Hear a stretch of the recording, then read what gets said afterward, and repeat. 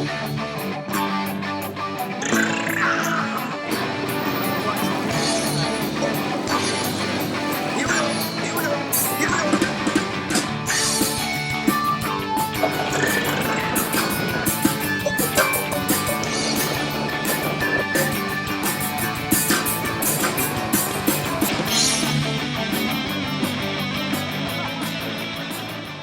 everybody and welcome back. Today we have a guest that we've been trying to do this for quite a while, and due to circumstances out of our control, we've had to revisit this. This is what, the third time? The third time, yeah. The third time is a charm.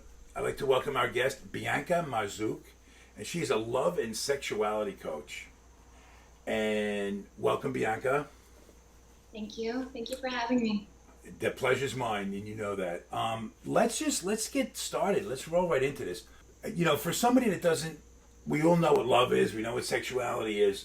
But what is a love and sexuality coach? Like, what do you do? What does it entail? You tell us. Okay, cool. Yeah. So basically, love and sexuality is, in my mind, a really beautiful combination.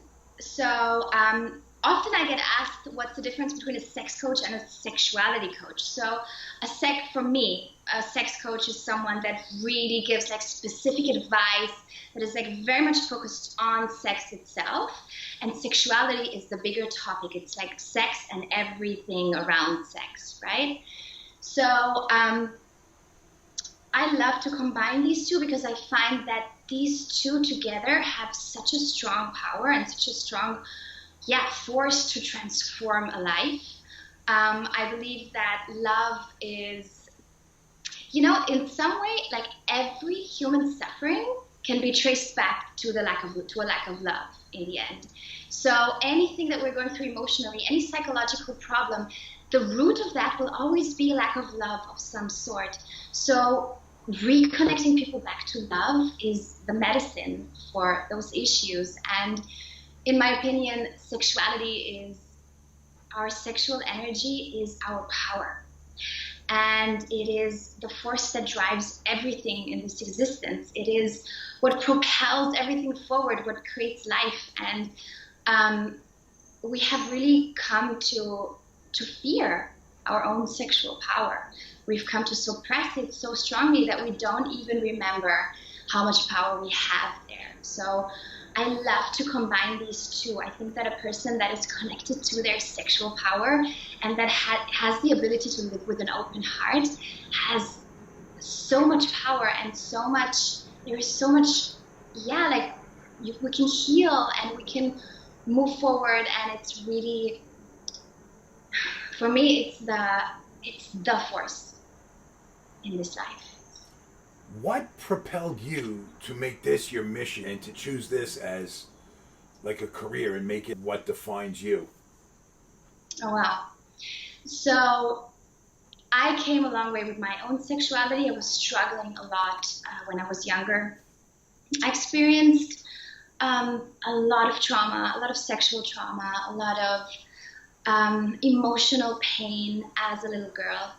And I grew up to be a person that really didn't enjoy her sexuality. I was not in my body. I was not able to experience orgasm. I was not able to experience pleasure in the way that I am today. And my journey has led me through somatic bodywork and different healing modalities.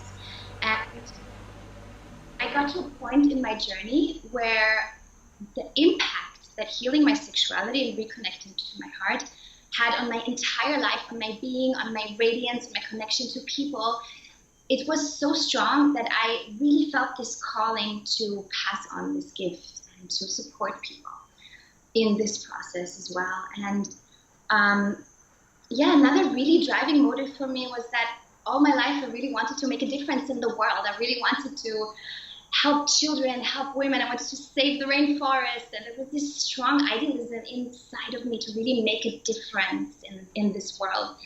And at some point of my journey, I understood that if we were to heal our sexuality, if we were to live with an open heart, all of these problems that we have in the world, they would just disappear because there would be no reason for that. We would all be satisfied and in our bodies and happy and connected. How do you know you don't have it? Mm-hmm.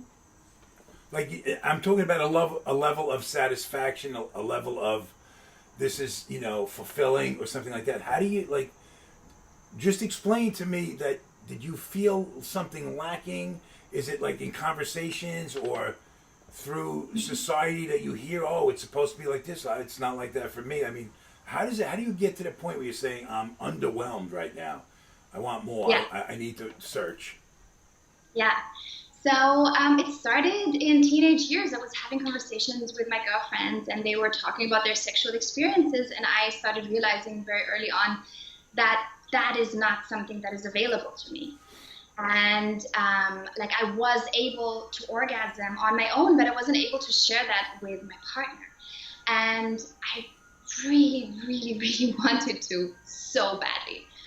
And so hearing my friends talk about their sexual experience, I realized that that is not anything like what I'm experiencing.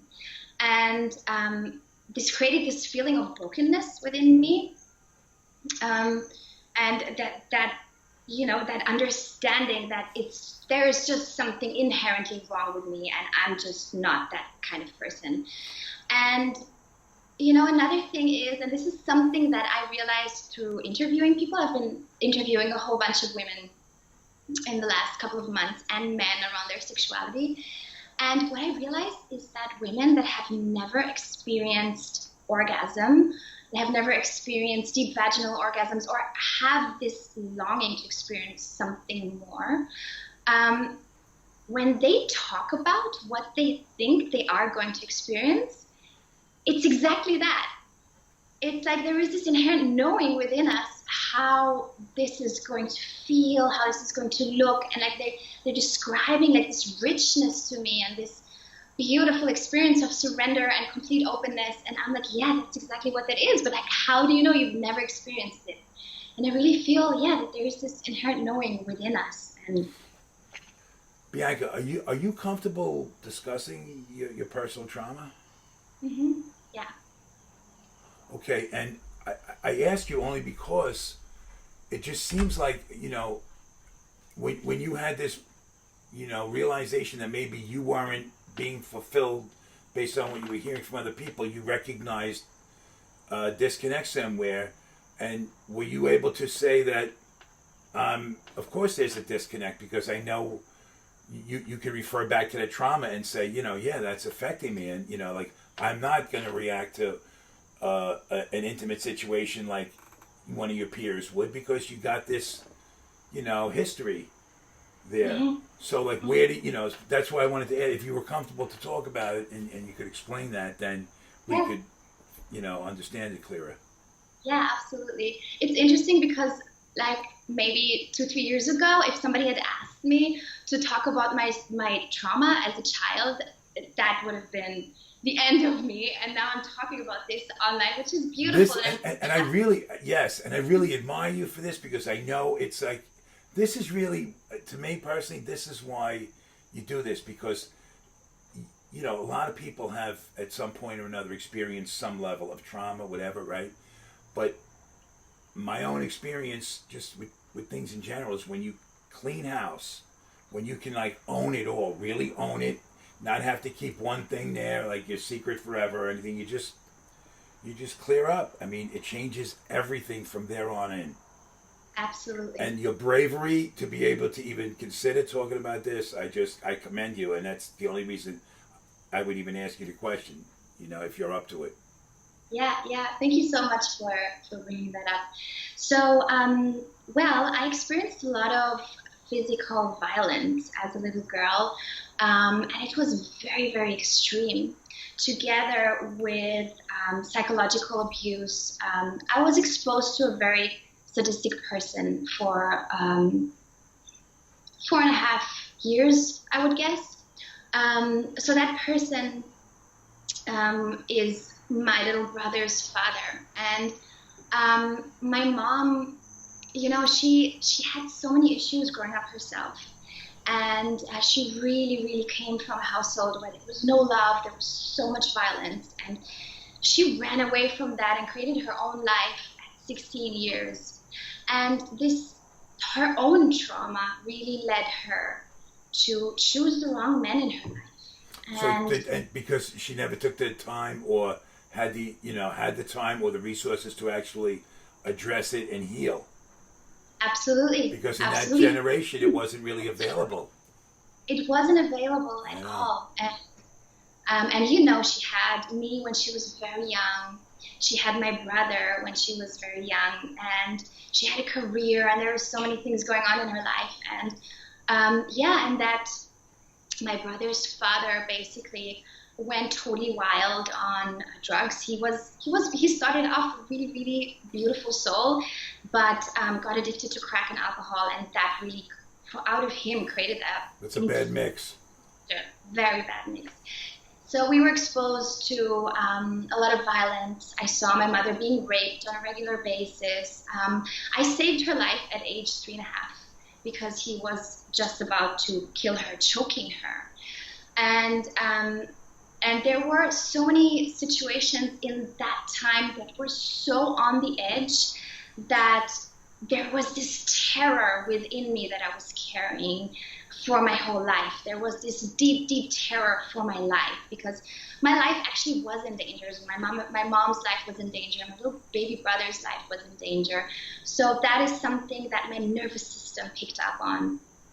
And my mom, after that whole episode, after she basically ran away from my little brother's father, because he threatened to kill us all, she ran away to India with us to start a new life there.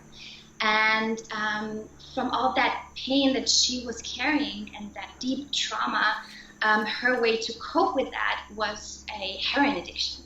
So coming out of that, I was then exposed to my mom's heroin addiction, which was something that I realized at 8 years old what that is and what that meant, that's actually going to take her life at one point or another.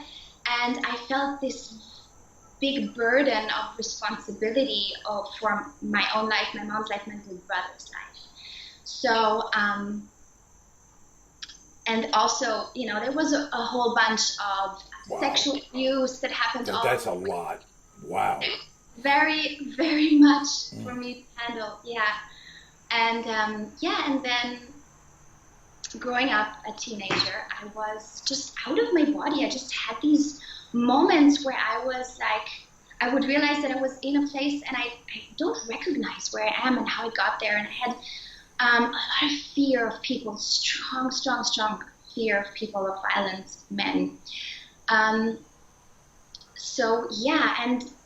basically that connection, to get back to your question about like how my inability to experience sexual pleasure and my trauma, like how those two are connected, I would say that I did have a slight clue about it, but it wasn't until I actually got into somatic bodywork, which is a method that really brings you back into your body, to your experiences, that I realized how much that trauma actually affected. Yeah, but you're talking about your mother and heroin at 8 years old, and the somatic bodywork doesn't come in till much later, right?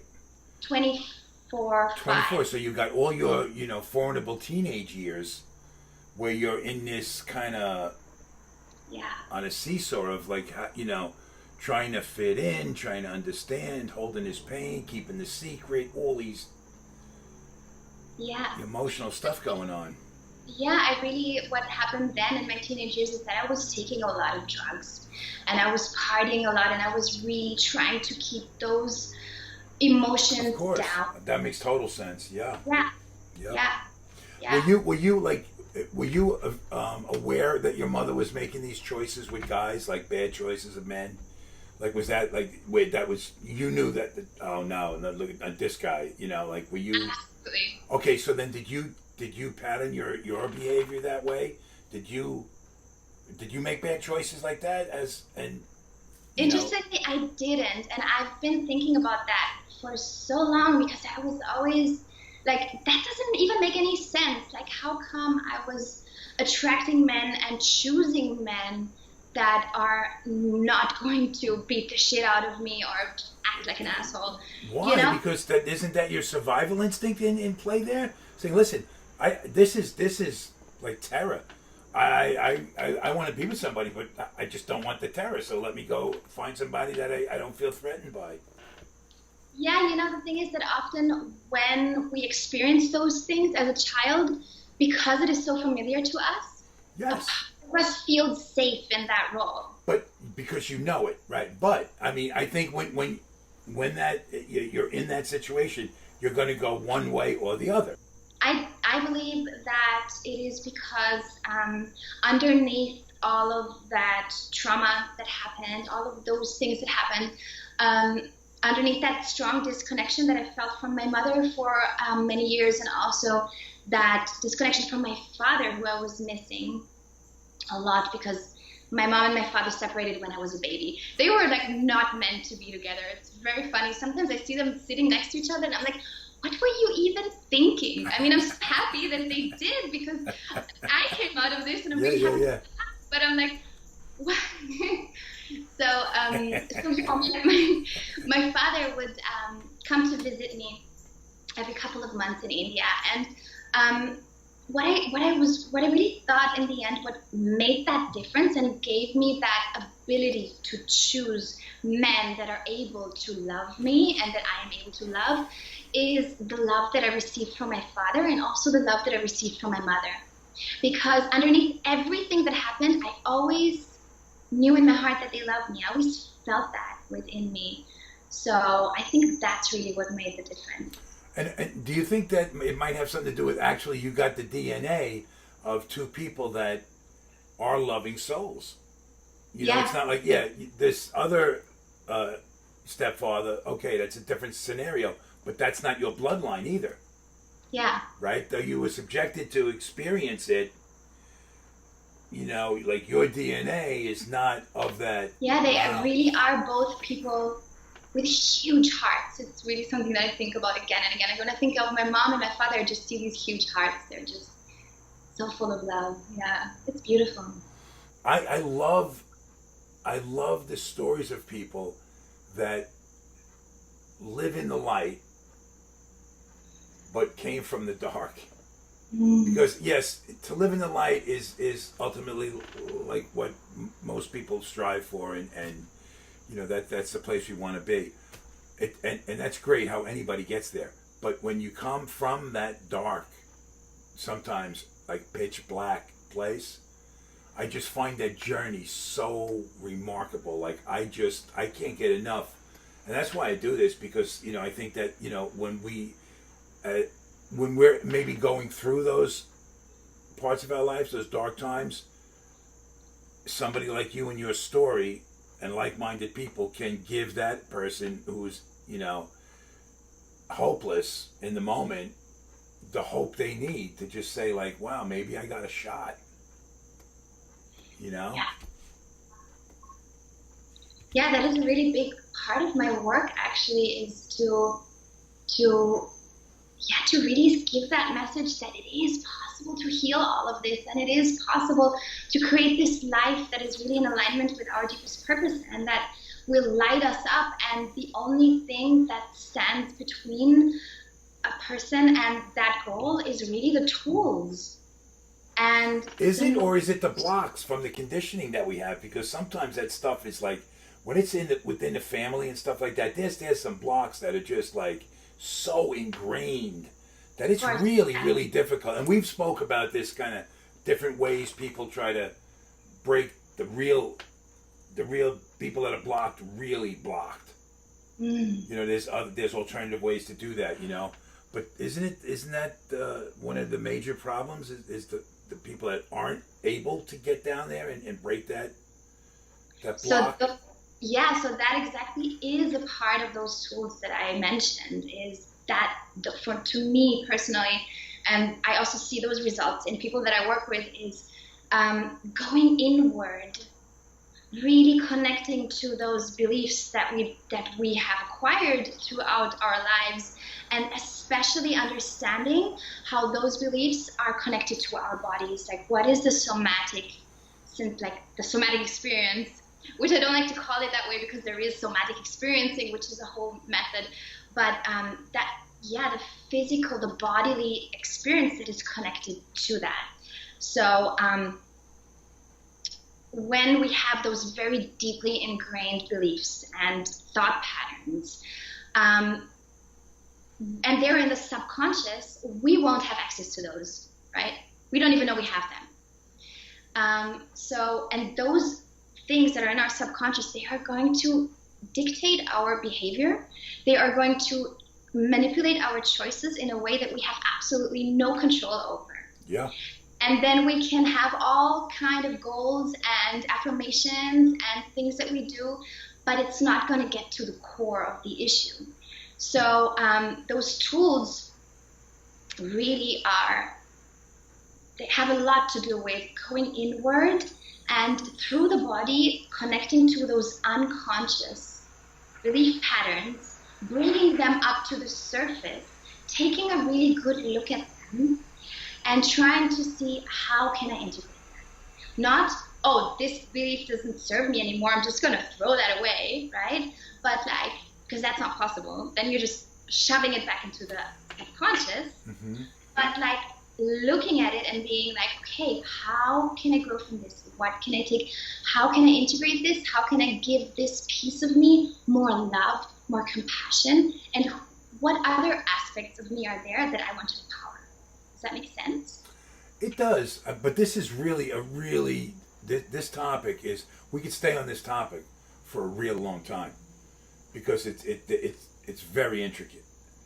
Yeah. But to stay on point here about trauma, I'm going to throw what I think are 3 of the major traumas that affect us, the deepest, the hardest, the longest, whatever. They're really, profound traumas. And you tell me if there's others that, from your experience working with people and your own experience. One would be violence. Mm-hmm. One would be violation and abandonment. Mm-hmm. What am I, what obvious things am I overlooking? I think that all the traumas actually can be reduced to those 3 in the end.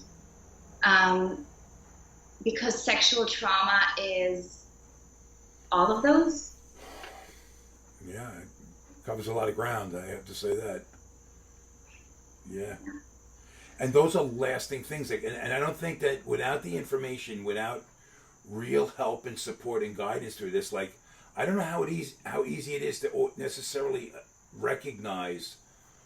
I mean, violence is pretty obvious, right? But when it comes to violations, some people, without boundaries, how do you know you've been violated? And of course, there's certain violations that are obvious and clear, but there's gray areas in there too. And then if you don't know what healthy boundaries are, you may never have perceived something as being, a violation. And when it comes to abandonment, again, there's vagueness in there. There's clearly obvious ones, but there's also vagueness in there, and it's not always so clear. So if somebody doesn't know when they're carrying this issue with them 30 years later, they're still making bad relationship decisions, picking people that, all based on the fact that it's all fear. It all comes from the fear of really exposing our truth. Absolutely. And until that happens, I don't know. I mean, for me, I had to, I went through decades of shit before I realized that there was a simple thing holding me up. And it wasn't that difficult to let go of. It was just that sometimes in our own head, it's not as important. And until the damage is just almost insurmountable and there's nothing else left to do, okay, I'll do it. And you do it and you go, well, that wasn't even so bad, but I just lost 30 fucking years. You know what I mean? So... And and there's no blaming or there's no anything like that, but the reason why we're having this conversation is maybe to enlighten somebody to say, maybe I can take a look at something. Maybe I can work with somebody. Hopefully somebody out there is watching this and wants to work with you. I mean, that would be a great objective. Also, really, a very, very important point I find is that when it comes to childhood trauma, a child that experiences any of those things we talked about Right. from their caregivers will always, always, always look for the fault inside of themselves. Because that is a lot less painful. It is a lot less painful for a child to feel like something is inherently wrong with me. I'm not a good human being. I don't deserve to be treated well. I don't deserve love.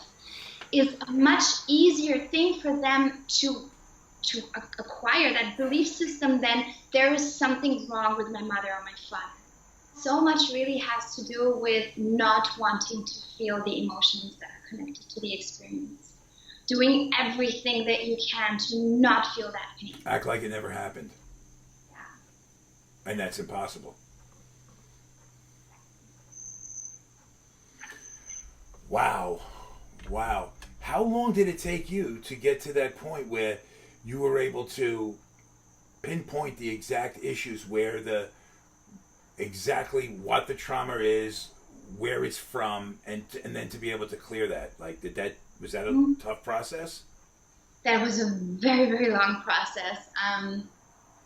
It all started with the discovery of somatic bodywork. I went to get these sessions. I heard about something that kind of combines the body and the mind, and I was really interested. And I went there and I tried it out. And now you're what? You said 24?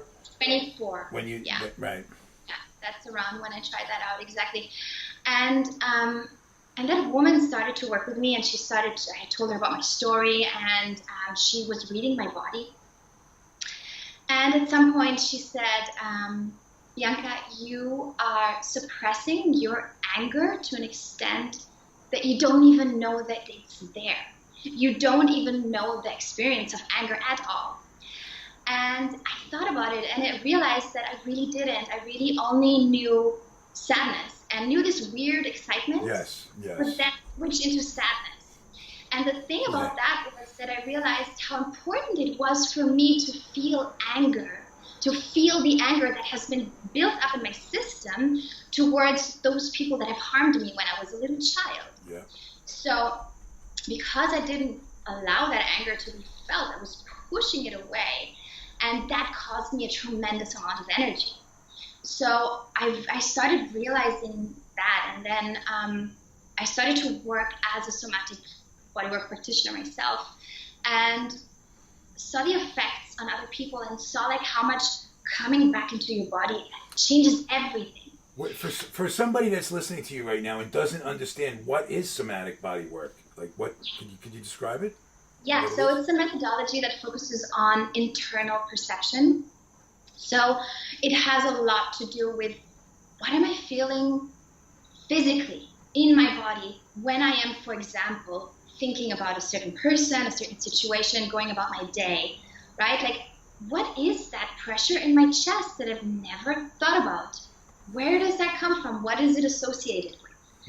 How can I utilize my body to achieve the things that I want to achieve in my life? So let's say I have a certain goal. I want to be more outgoing. I want to be able to approach people and flirt with them. So how can my body help me to get there? And through somatic bodywork, you actually go into those situations, and then you figure out what your body is doing there. So you kind of envision yourself, for example, and for that example, flirting with a person. So what is holding you back from flirting with people is this, for example, pressure in your chest, right? Everything closes down. You get all scared, and then your voice sounds weird, and everybody feels that there's something with you that's like not really comfortable. And that then the outer world will reflect that back to you. So what I would do with people is I would take them into those situations and be like, okay, so what are you feeling? All right, so feel that heaviness on your chest. Breathe into it. What does it remind you of? When did you first have this heaviness? In which other situations do you feel it? And then how can you let go of that? How can you open up your chest? How can you how can you be present in your body, really like this wild animal that is like fully embodied, that is really like fully present? How can I get there? When you clear up like that, you do this work. Is it also to like be you're available to feel all the, like, instead of joy, ecstasy, like take it to the next level instead of being like, you know. Yeah, totally. So what I've seen in people through working with them, having them in front of me on this table and like going through this physical process, what I've seen a lot is that once somebody actually goes into their fear, for example, Yep. lets that fear flow through their bodies, what will happen is that through this acceptance, through this release of this energy, through letting it be what it is, it will always, at some one point or another, shift into a feeling of bliss. It is somehow as though those negative emotions aren't really negative emotions, they're just what we judge them as. In their essence, they're just energy, right? It's like your body is reacting to something. Like, okay, so let me start here. Let's say you experience trauma in your life, and you are in this fear, okay? And what happens is that you can go into fight, you can go into flight, and you can go into freeze. Most little children will not fight or flee from their parents or, even a stranger. Lock right up and freeze, right? They freeze, right? And that freezing mechanism is something that you will carry on through your life. So you will just experience less. Life is less rich. Life is just less. And it's something that will kind of keep you low the whole time. And what happens is that those energies that are stuck in your system, that old fear that you experienced as a little child, that old anger that you experienced as a little child is still there inside of your body. And the moment that you reconnect to that and you allow yourself to experience that fear, that anger, or whatever it is, what is underneath, that bliss that is underneath, has the ability to come up, right? And in the essence, and this is something that I've experienced so many times and that I've seen people experience so many times, they're like, oh my God, like I allowed my fear and it actually feels good. It feels exciting. It feels like all of a sudden there's all this extra energy and I'm like so much more radiant. And, it's like I would see people come into the room and have this kind of thing energetically and physically. And once I let them go into their pain, into their anger, into their fear, it all opens up and they're bigger, they're more radiant, they just have so much more presence. This is a really powerful aspect of this work, is this acceptance. Yeah. I'm thinking as you're talking, right?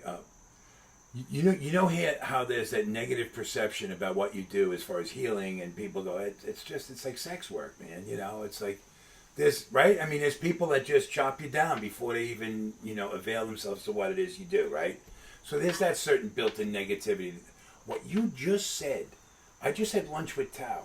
Tao is this yoga teacher. She's 101. She's one of my favorite people on this planet. She's just a beautiful soul. And every time I talk with her, we have these deep conversations, right? And she was saying to make sure I tell this little girl that I'm doing this project on, right? Make sure you tell her to breathe from in here and breathe out like a tree. And she said basically just what you just said. And here's the thing: there was nothing sexual or anything at all tied to that, right? But what happens is when people recover and when people heal, you heal your emotions, you heal physically, you do all this. The one part that's often neglected is that part of you, your sexual part, which is a large part of our identity. It's great that you address that because it shouldn't be just neglected. Like, you know what I mean? Like, part of your healing is like so that you can experience that part. It's a vital part. If we're composed of like 10 vital parts of who we are as people, you can't just leave one of them unaddressed because it's inappropriate or because we're conditioned to say like it's just to leave it alone. But when it's that intimate with a lot of people, that's where the fear is, because it's so personal and so intimate. How do you address it? Like, this is all so private. How do so there's a lot of people that don't avail themselves to what could help them in that way. And often when you have an emotional block or something blocking you in some way, that is used as a way to break that block, because that ecstatic state, if you can get in that orgasmic state or that ecstatic state, it's like tripping on acid. It's like it breaks that inhibition that we have, that self-consciousness that we have, because you just got lost. And you don't even know it. If it really happens, you don't even know it until you're lost. Like, it's not because you're uninhibited. All that anticipation, the anxiety of that, it doesn't exist. You just got there. So, and when you're in that moment, if you allow yourself to go, there's a train of thought that's a way to break that block, like in maybe in the root chakra, right? As and then now maybe you're available to get real. And then you can address that emotional thing, and now you're whole. And what was the catalyst? So sometimes I just find it ironic that what you said was so profound, and I just heard the same thing like an hour ago. Under totally different pretense, but so it's the answer. I mean, I believe in what you do, and I believe in everything she does. I mean, so how could it not be right? So now I'm like, okay, boom. That's it. You're convinced. Fold it up, put it away. It's right. Scott, what's that thing behind that next to your head? What is that symbol? Oh, that's EDS. That's the story I'm doing. I'm doing a documentary about that. It's called Ehlers-Danlos syndrome. You see the stuff I post with the little girl, Sophie? Oh, that's what that is, yeah. Yeah, I spent a day, Sunday, with this family down in Maryland, and I'm telling you, man, this is like these people, this is why I'm doing this, because this is so profound. I get high. I get so emotional. Because, and it's really good. It's not like you get emotional over, and they're all up against adversity that is, you wouldn't wish on anybody. But every one of them is so gracefully heroic. I mean, and I'm not throwing these words around. I don't use that word.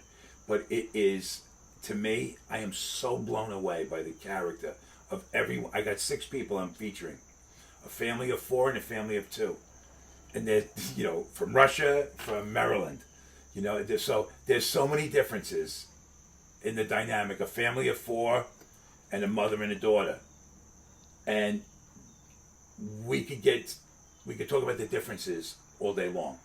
Mm-hmm. But the similarities is what it's all about. It's they're all gonna win.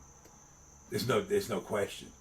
You know what I mean? And then just it's a really cool thing. So I'm just trying to keep that with me when we do these things. So yeah, we can just, maybe somebody will understand what it is and know what it is, because nobody knows what this is, and it's devastating. It's devastating.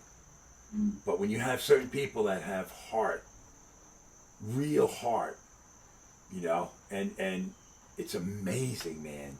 It's amazing. And like Tao says, and Bianca, you're an example of it too, because I know a little bit about your story, and you've come from a really where you are in life is absolutely mind-boggling after some of the stuff you've been through. And for you to you go out about it in a kind of casual manner. You're not out there blowing your own horn, but at the same time, that almost makes it more profound, because they're along with the journey from dark to light is the graceful way that you do it. And that is really, it's special. It's really special. Like, I'm honored to be here, like, talking to you, and I hope that a lot of people can see this, and so that they can, get your message and learn from what you do, and understand that it's all good. You serve a really good purpose for those who are open and available to it. Yeah.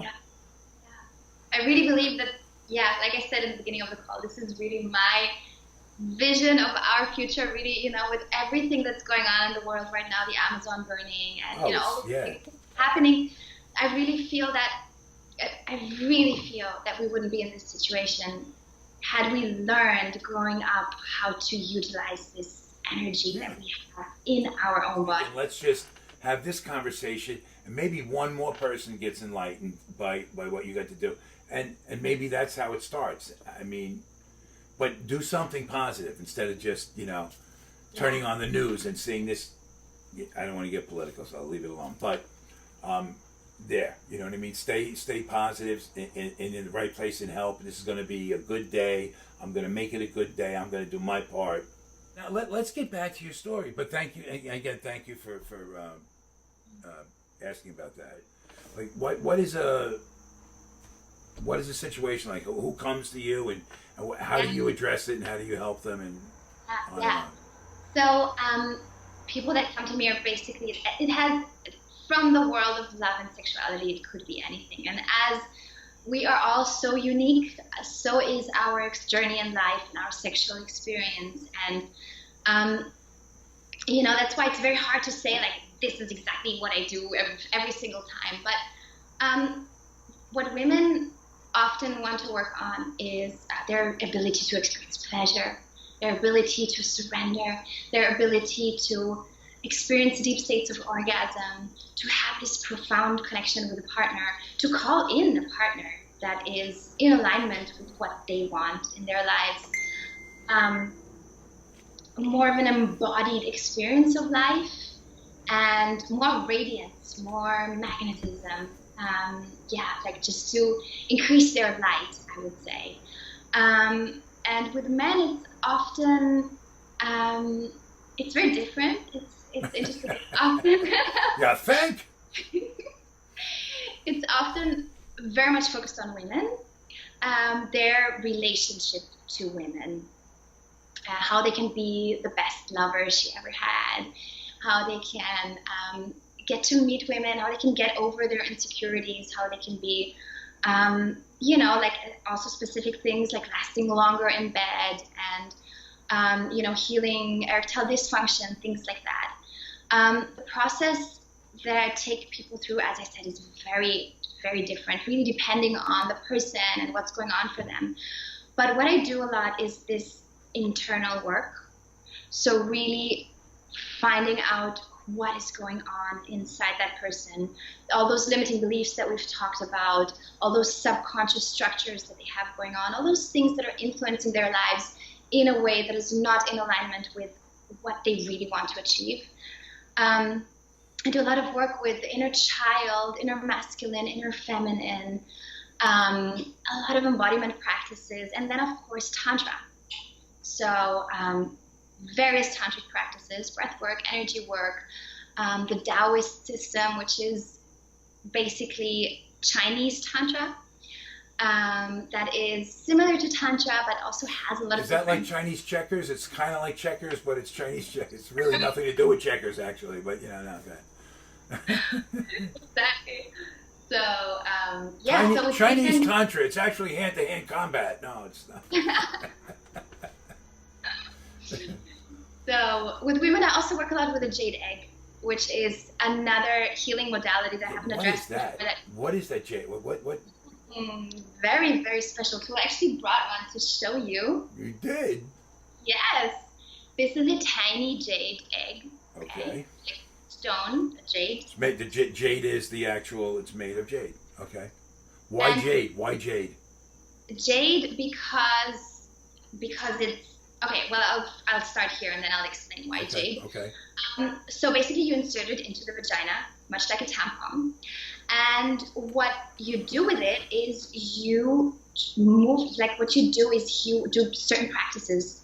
There's actually two ways that you can use it. One of them is just you just wear it and you just go about your day and you just feel that more presence within your body and a more connectedness to your vagina, which will show up in every aspect of your life.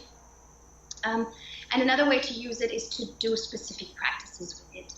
So you insert it and you start to move it with your pelvic floor. You can move it up and down your vaginal canal. You can do certain movements with the egg inside. And what it does is not only, of course, it strengthens your pelvic floor, just like Kegels, but also it really increases the sensitivity in your yoni. And also it helps to release trauma that you have stored in your tissue, in your yoni. So, how does it do that? I mean, It does that by, first of all, because of its properties, because, so now I get to the point of why jade. First of all, jade and obsidian are the only stones that are actually really safe for internal use because they have this really strong structural integrity. So it's super hard. It's very hard to break it. And rose quartz, for example, there are a lot of eggs out there made from rose quartz, is very different. It's a lot more brittle. So what can happen is that there can be bacteria that will house inside of the egg. It can break, things like that. So another thing about jade is that in the Chinese tradition, of course, everybody knows the yin and yang principle, right? Mm-hmm. So the yoni is like the most yin thing there is. And jade is the ultimate yang. So according to the Taoist tradition, that's actually a really funny fact, that the Taoists refer to jade as a hardened dragon semen. So the ultimate yang. And through that, what you do is you balance that yin within you. If that makes sense. So, yin and yang are in balance. So having something that is really, really yang inside of your vagina will be very healing to you. Another thing is that we have reflex zones, not only in our hands and in our feet, but we also have them in our genitals. So through using the egg, also through sexual intercourse, we are stimulating those reflex zones in our body, which has a very, very strong effect on, our entire system. So, it's a very powerful tool to reconnect to your yoni and to release energies. Okay, but how much of what you just said is actual science, or is it theory? So there is not a lot of research that has been done on the jade egg so far, but there are teachers that have been working with it over the past few decades that have seen these results in women over and over again.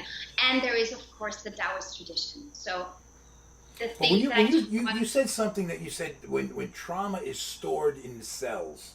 Mm-hmm. I mean, again, now who says that? Like, I mean, where did you learn that? Like, is that science or is that theory? So I learned that through observation, and I also learned that through the observation of other people. But what happens, for example, when I was working as a somatic body worker, what I would do is actually work with my hands on people's bodies. Right. And for example, I would touch their right shoulder, and bam, there's this flashback of how they were 5 years old and they were violated, for example. And then, okay, that's your experience working with somebody. You touched their right shoulder and they had this flashback. So then that could be, is it the shoulder? Is it the way you touched the shoulder? Because maybe if it was the same way, if you touched, that was the right shoulder. If you touched the left hand, maybe it was the gentle way which you did it. Or so how do you know what the result is? You got the result was the trauma, the past trauma. But how do you know what actually initiated that? What initiated that release of that that reaction or that release of that trauma? Was it the right shoulder, or was it the way you touched the person? Maybe it just happened to be the right shoulder, but the way you touched it brought that out. But if you would have touched his left elbow, he would have had the same reaction if you had touched it. You understand what I'm saying, right? I totally understand what you're saying. And the thing is that it actually is that same place in the body triggers those experiences again and again. So, for example, I had a lot of laughter stored in my thighs. So every time I would get a bodywork session on my thighs, I would break out in a laughter that was like almost painful at some point. And I realized that it was all this laughter that I was suppressing all of my life, and somehow it's like, so what I'm saying is not that it's necessarily stored in that specific place, but that this place in your body is associated with that and will bring that up. Okay. No, and the reason I ask is not to belittle what you're saying, but just to get a better understanding of what it is. Whether it's theory or whether it's science, if you get results, if somebody is like being held back and now they're not, they're free, well, it doesn't matter really. But I just to understand it clear is why I ask, Yeah, totally. Yeah, thank you for bringing that up. It's fascinating. How important is that in your life right now for you personally? You know, your recovery, your being, not you as helping everybody else. Where you're at in your life right now, how responsible was your discovering that the somatic work and everything to be in this place of content, peace, coming from some wild stuff and some dark stuff. I mean, so now to be, like I say, it's a phenomenal result where you are in your life right now. Kids, and you're living in Costa Rica, there's a lot to really go, like, you can sit back and put your feet up and go, wow. You know, who'd have thunk? Right? Do you take the time to, like they say, smell the roses? Like, do you take time to reflect and go, like, wow? Absolutely. Absolutely, yeah. I have these moments very strongly when I'm surrounded by nature. For example, this morning, I have this morning thing that I do. I drop off my kids at the school bus, and then I continue to the beach. And I check out the waves. I love to surf, and I just sit there and, you know, take in that ocean. And it's exactly those moments when I'm so like amazed by the beauty around me of the ocean, the flowers, the birds, the animals, that I'm like, just goes into me like honey. And those are exactly the moments when I'm like, yes, exactly, this is where you want it to be. This is why all of this work was worth it. And, you know, those are my moments. And sometimes I really feel that maybe this is really what I'm here for. Maybe this is the essence of what I'm here for on this planet. It's just to experience this beauty, just to, you know, take that into my cells. Otherwise, I might be still up there somewhere, right, or wherever it is. But yeah, that this existence is so much about this beauty and those dear moments. What is most important to you right now, just as a woman in your life, as it is right now?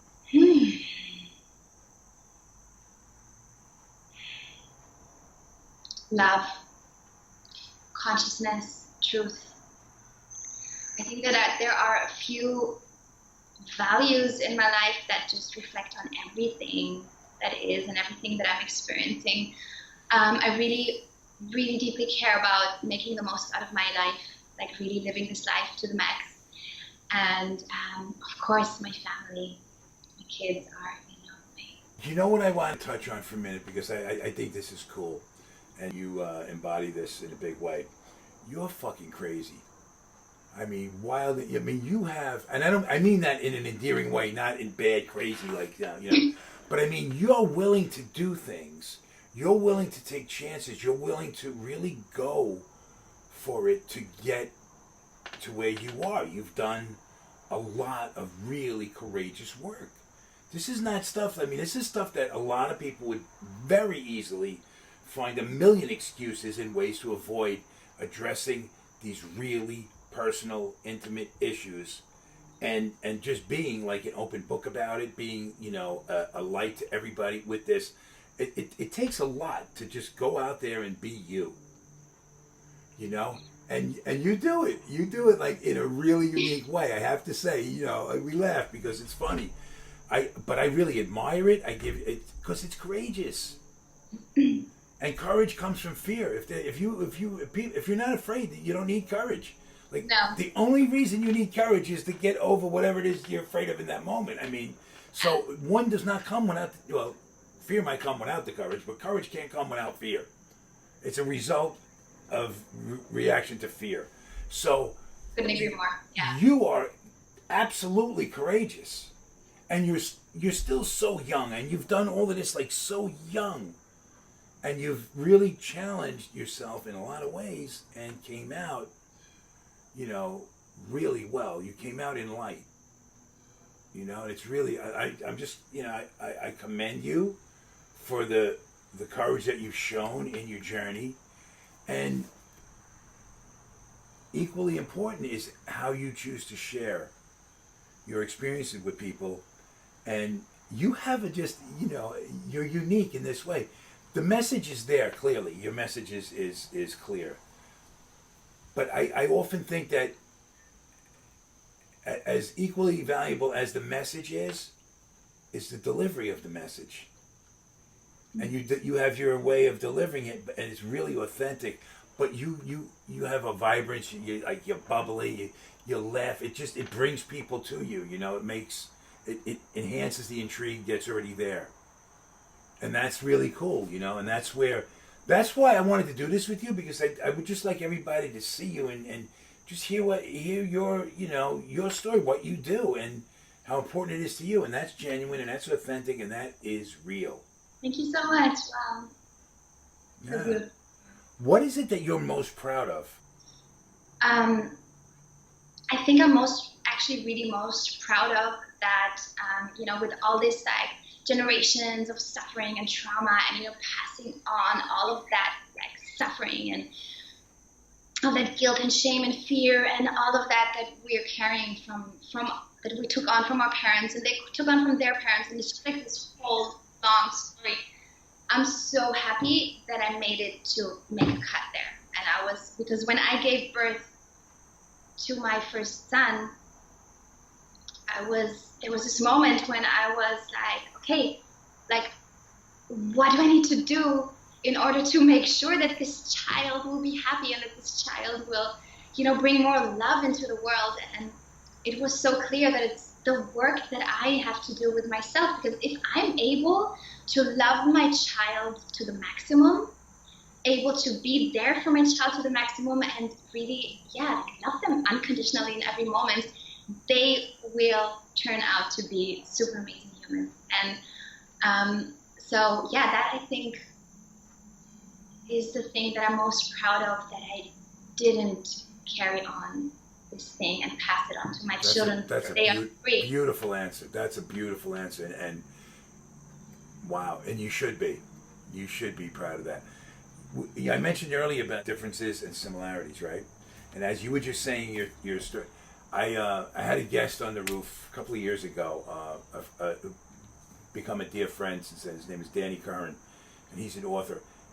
You and him are polar opposites in every sense of everything. Yet the courage, the amazing place that he is in, from where he comes from. Your journeys are so different, but like what he did was his approach to everything. Like, you wouldn't agree with his viewpoints and him with yours, probably, But the thing is, the similarities, like, I'm just sitting there going, it's like almost your mirrors that don't see each other and never will, But what amazing about breaking that chain, and how important that was for you to do it your way and do it his way, and he did it in a real remarkable way, which I mean, I'm in awe of the amount of integrity and strength and fortitude it took to do that, and I'm equally in awe of what it took in all of those ways for you to do yours. I mean, it's just like we wind up in a good place. Hopefully, when we find ourselves, we take different roads and journeys to get there. But I mean, I don't know if there's a great thing when you can see that kind of damage and recognize it as not healthy, and then take a stand. Like, that's it. This is it. It stops here. Yeah. That's my responsibility. I got this. Yeah. We're putting this away. I mean, bravo. Taking that on yourself, right? It's really being like, okay, I forgive everyone that has caused me this. I'm working on forgiving that, but that also means that all of this pain and everything is something that I have to deal with myself now, right? Yeah. Yeah. I don't want to give that behavior or that reaction to my kids. Yeah. I want to stop it. It's right here. So you have to be conscious of that, but how conscious, and how do you deal with that? How do you do it? It's a lot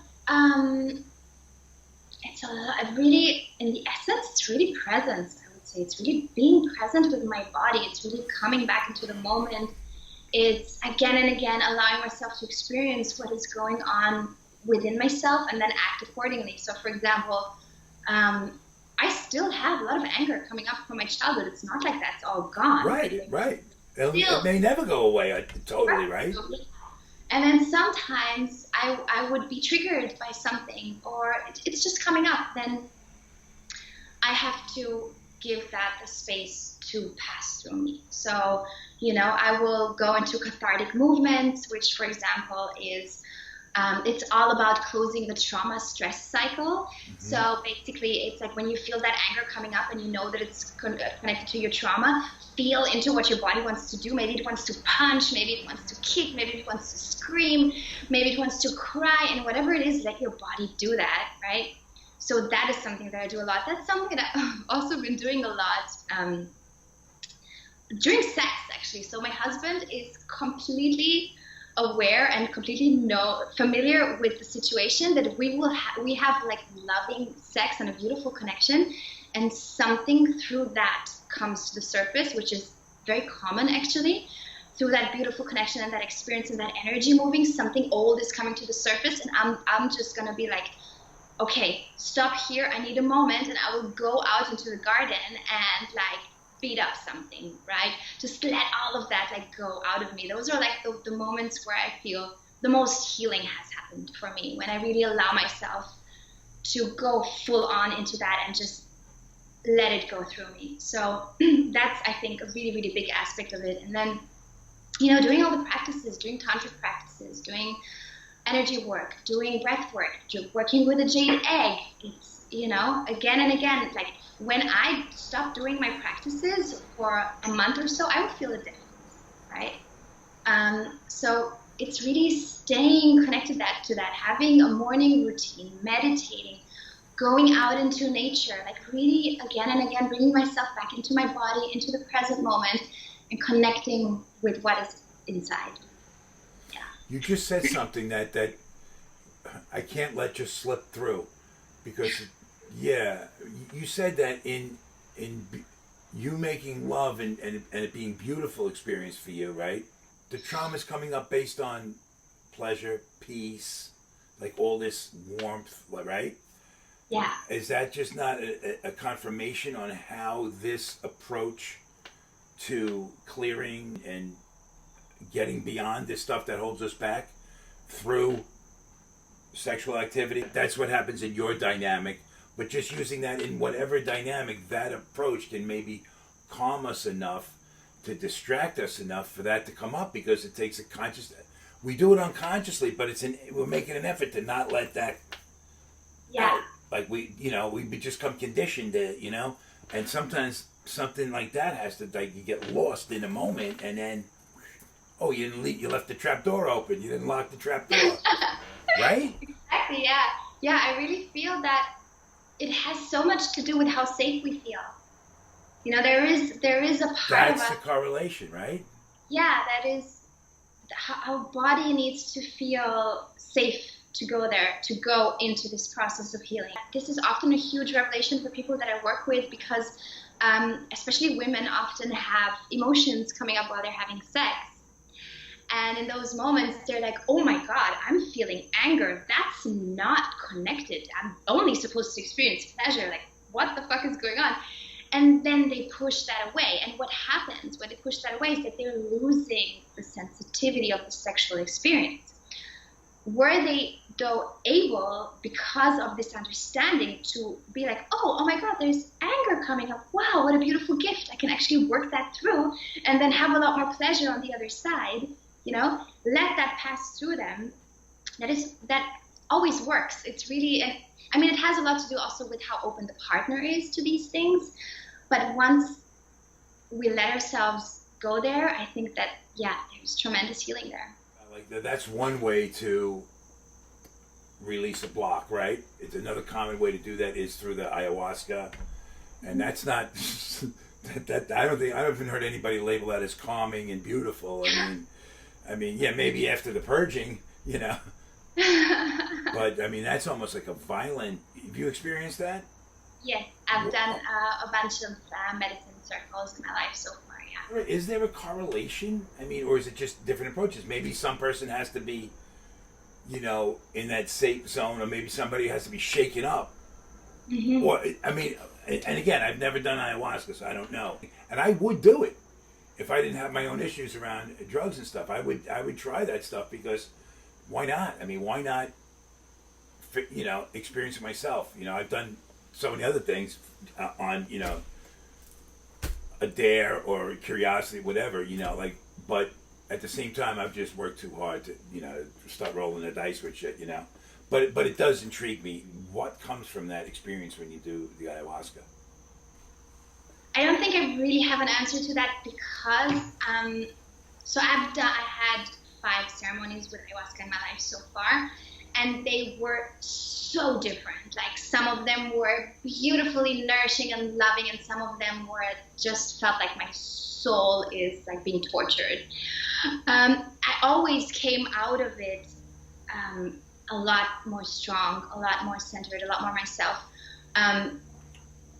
But with ayahuasca, I really feel that it's this external entity, that it's somehow the spirit of this plant that has the control over your process. That is, you are connecting to this specific spirit. So I think it's very hard for people to connect to what I'm saying that haven't tried it themselves. But it can be so many things. And I've talked to shamans that have done it, that have taken ayahuasca, for the past 30 years, and they don't have any clue. They don't know really what it is, because it is so vast, and it is so beautiful and painful and so many things. So, what about Chinese ayahuasca? Is that like basically it's called whiskey?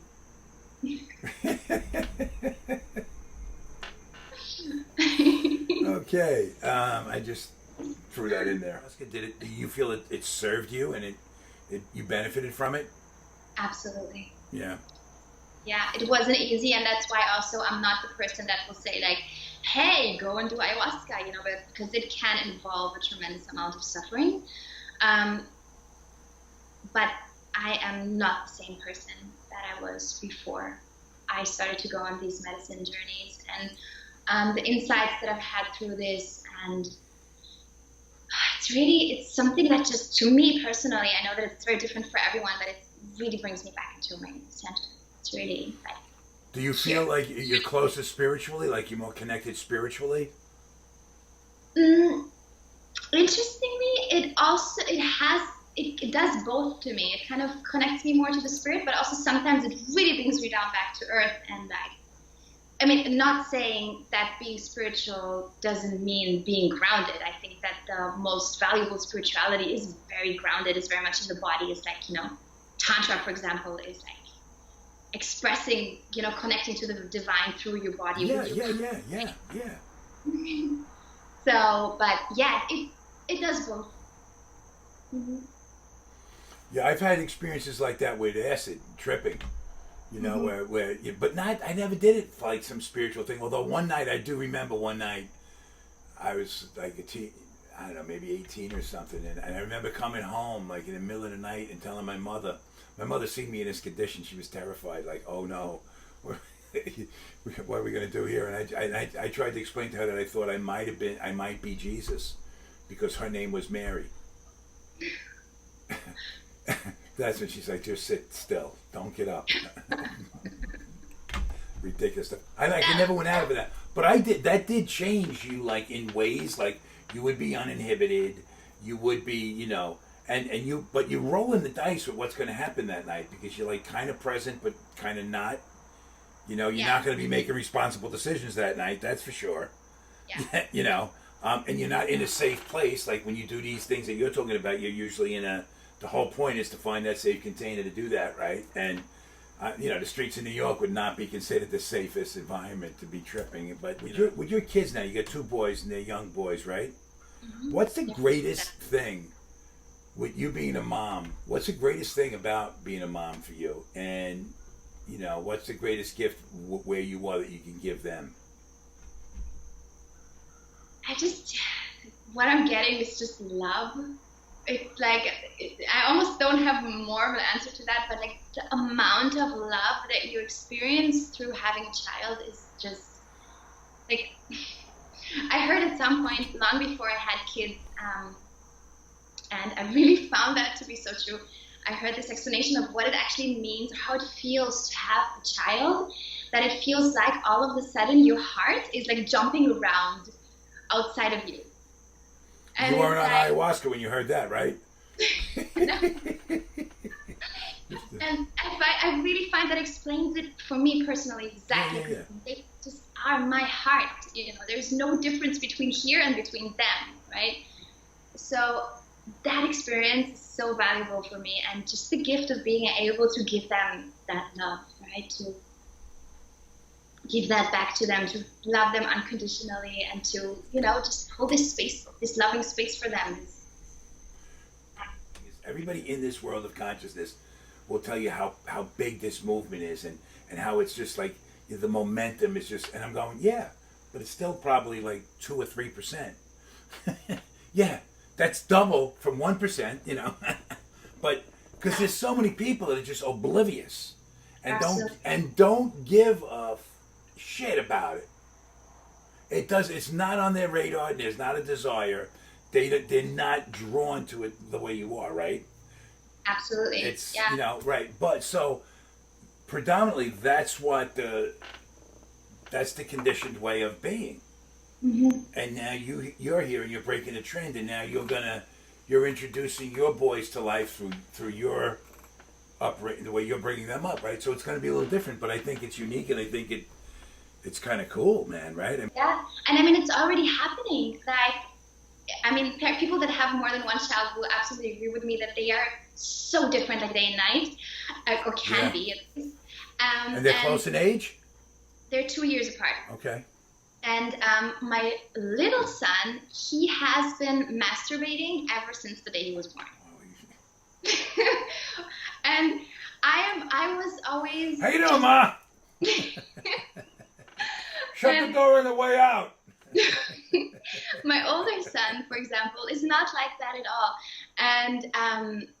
And interestingly, I've been in a bunch of situations where my younger son, just like a year and a half, 2 years old, is playing with his penis. And to me, it's just like completely normal. Like, I just really want to give them the feeling that this is like any other area in your body. You can touch it as much as you want, and it's totally fine. Of course, in certain situations, it's not because I'm ashamed of it, but because might not be safe for them. Or legal. They what? Or legal.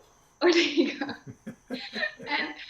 And yeah, the reactions that I felt from people that have seen that, seen my son like playing with his penis, I've seen a lot of anger.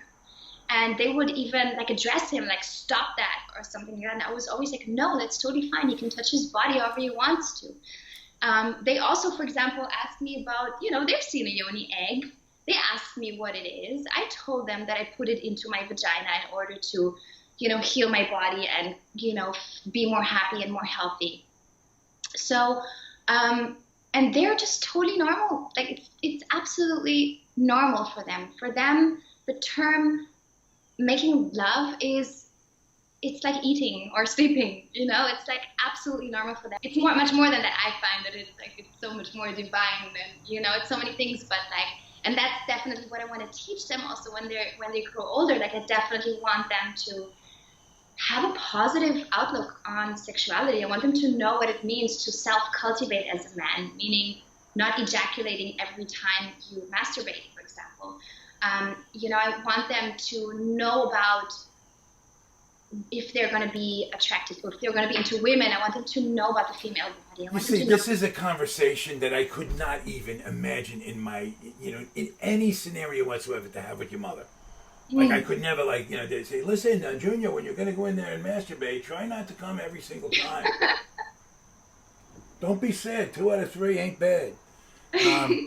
But, like that, so the thought of that conversation with a mother and his son is, it's deemed an awkward thing. Yet you're going to do this, and you're ready to have it whenever it presents itself. Like you have no fear, there's no uncomfortability around that. So, and that's refreshing in a way, But we have to kind of, navigate through what is practical.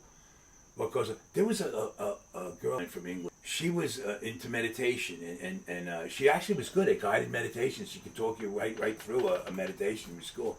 But she used to get this thing where she said she'd get like a download to get naked. So she'd be like in London, like walking down the street, and then she did this overwhelming, like a compulsion. She had to do it. So she literally would undress on the street and leave a pile of clothes and just go off. And I'm like, what? And I'm just thinking, like, if that's, I'm trying to just help her here, and I'm coming from the third dimensional, not she's like in the ninth dimension somewhere. I don't know what's going on, but so here's how this whole thing plays out, right? So I said, you realize like that's not cool, right? I mean, they could be kids, they could be, it's public, man, and people are going to be offended by that, like whatever your journey is, maybe go find a beach. Maybe go to the woods. I mean, but maybe right where you are in that moment, I don't know. And she's saying that that's the way it has to be. I'm going, okay, but you do know you're going to get locked up at some point, right? Sure enough, didn't hear from her for a couple of weeks, right? And then she sends me a message and she goes, "Yeah, you were right." Yeah, they locked her up, and I go, "I told you. I mean, like like think." And she goes, it wasn't bad because some like archangel that she prays to, one of the cops was a woman cop, and she had that pin on her, and that was a message that what she's doing is okay. And I'm like, oh my God, wow, and I don't understand that like it makes no sense. It's so far out there, and I think a lot of people associate some of this that when you're saying makes total sense. I'm not comparing the two, but often it's all put into one like whole. Thank God there are you and other people like you that are responsible and have done the actual work to qualify to help, and that come from the right heart space and genuinely care. And I'm so proud of you. I'll tell you the thing I'm most proud of is the fact that what you said in this conversation about breaking that chain. I just think, and doing it in a loving, gentle way. God bless you for that. That's really that's an accomplishment. I mean, if you had nothing else to hang your hat on, and that was like going to be your legacy, that's a great legacy right there. That's cool. Thank you so much. Seriously. Yeah. What do you do if somebody? We're gonna kind of wrap this up here. What do you do if somebody's like got the anxiety, right? And what you're saying might appeal to them, but then there's like all this. We can come up with all the reasons to knock it down and not go there and just like stay stuck and yeah. What do you do if you see somebody you care about them? You'd really like to see them, join this place of contentment and leave that upheaval alone and just be like in a nice peaceful place. So I really believe that somebody needs to deeply want this. You're not gonna get there without really, really, really wanting this badly and doing the work, because that's what's gonna make you do the work, right? You have to be consistent. You have to have that courage that we spoke about before. And one thing that I like to share with people is that often when we get to these points in our lives when we can, let go of that old shit and start creating and start moving forward, in those moments what happens often is that a part of us that wants to stay stuck, that wants to stay in the comfort, wants to be in the place that it knows, where it feels the most safe, will start to create all of these excuses. So being really aware of that, being aware of how is the energy moving me, where does this voice come from, where does that voice come from, and what feels most in alignment with my soul, and is this like really feeling into, like, I don't think that I'm perfect to work with everybody, right? Even though I'm qualified, even though I studied a lot for this, really feeling into yourself and feeling, is this the right thing? And am I just experiencing resistance towards this? Or is this not the right thing, right? Like, I think that is something that is often not easy, but if we're really honest with ourselves and really transparent, then we're gonna get the answer. You're good. We're gonna wrap this up with one question. Okay.